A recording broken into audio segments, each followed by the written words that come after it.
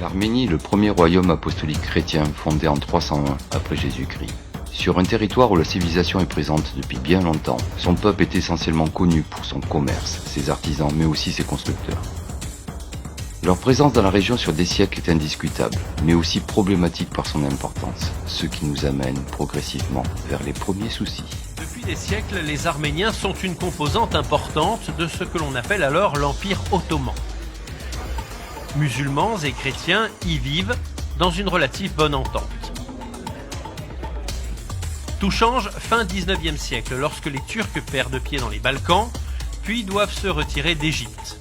Au nord, l'expansion russe les menace, alors le gouvernement turc va trouver un bouc émissaire, la minorité arménienne suspectée de trahison. Effectivement, sur le front des montagnes du Caucase, l'armée turque subit au début de lourdes pertes.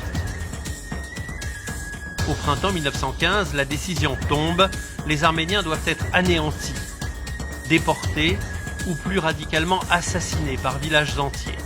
C'est dans l'est de la Turquie que ces massacres seront les plus barbares. Il faut d'abord comprendre que la Turquie s'est fondée sur ce génocide.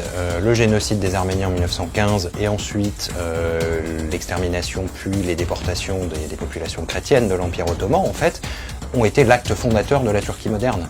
La création d'un État-nation turc avec sa culture, sa langue et son histoire. Donc l'élimination des populations chrétiennes a été vraiment l'acte fondateur de la Turquie. C'est là-dessus que s'appuient les institutions turques qui sont encore aujourd'hui en vigueur. Donc demander une reconnaissance du génocide des Arméniens par la Turquie, ça veut dire aussi déconstruire l'histoire de la Turquie et casser ce lien originel finalement entre le génocide et la fondation de la République. Voilà ce qui constitue le premier point. Il est d'importance pour la suite. Nous sommes donc en 1917, les hommes sont à la guerre. Elle va se finir, et ils vont se rendre compte que leur pays a été privé de 88% de son territoire, et que leurs femmes et enfants ne sont plus. Qu'à cela ne tienne, ils créent une république qui sera tout de suite incorporée à l'Union soviétique naissante. Malheureusement, c'est en 1989 qu'un séisme détruit la moitié du pays, rajoutant dans le même siècle un autre traumatisme. C'est en 1991 que les Arméniens se reconstituent en république, en même temps que l'Azerbaïdjan. Et déjà, des premiers heurts se font entre les deux belligérants. Non pour leur terre, mais pour une terre revendiquée par un gouvernement indépendant, le Haut-Karabakh, république autoproclamée de Transcaucasie, dont la capitale est Stepanakert.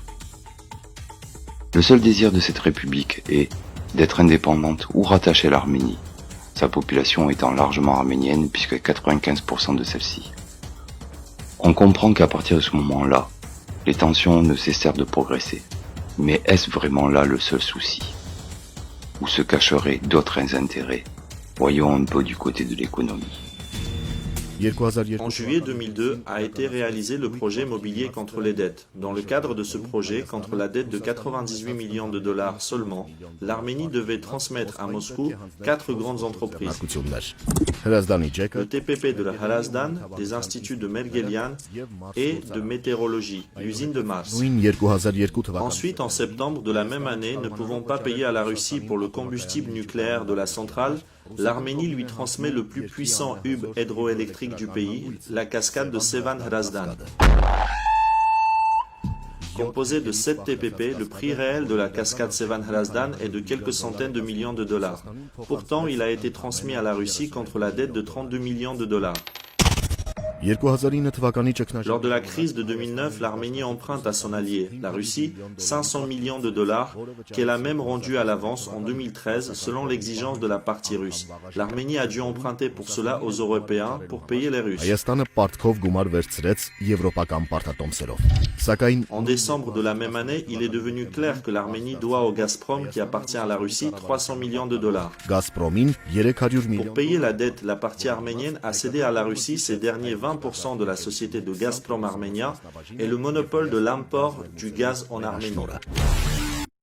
Comme si cela ne suffisait pas, les Azéris ont eux aussi certains désirs. Aujourd'hui, SOCAR, la puissante compagnie nationale pétrolière, veut écrire un nouveau chapitre, avec le gaz. Elle veut augmenter ses exportations vers l'Union européenne en ouvrant une nouvelle route. Le personnage principal de ce feuilleton moderne, c'est lui, le patron de SOCAR. On ne peut utiliser que 3 passages, à travers la Russie, à travers l'Iran, ou alors ce petit bout entre l'Azerbaïdjan, la Géorgie et la Turquie. C'est cela qu'on appelle le corridor sud. Serait-ce ce corridor?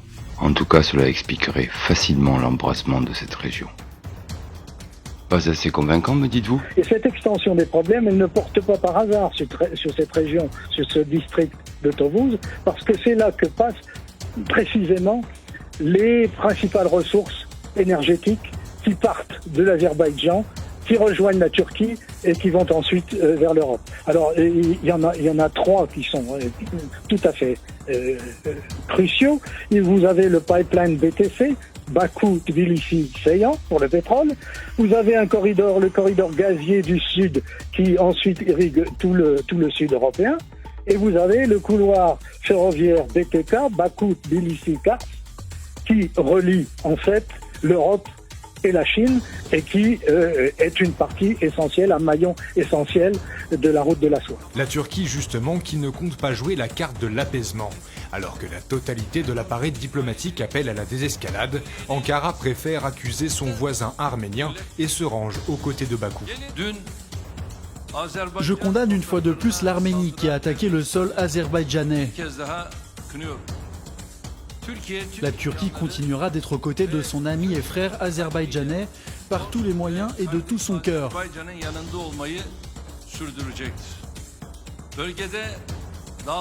Il est temps de mettre un terme à la crise régionale qui a commencé avec l'occupation du Haut-Karabakh.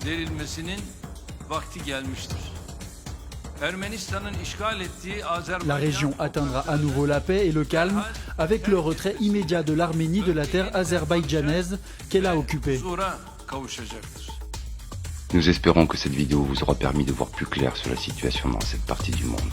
Merci pour votre attention et votre soutien.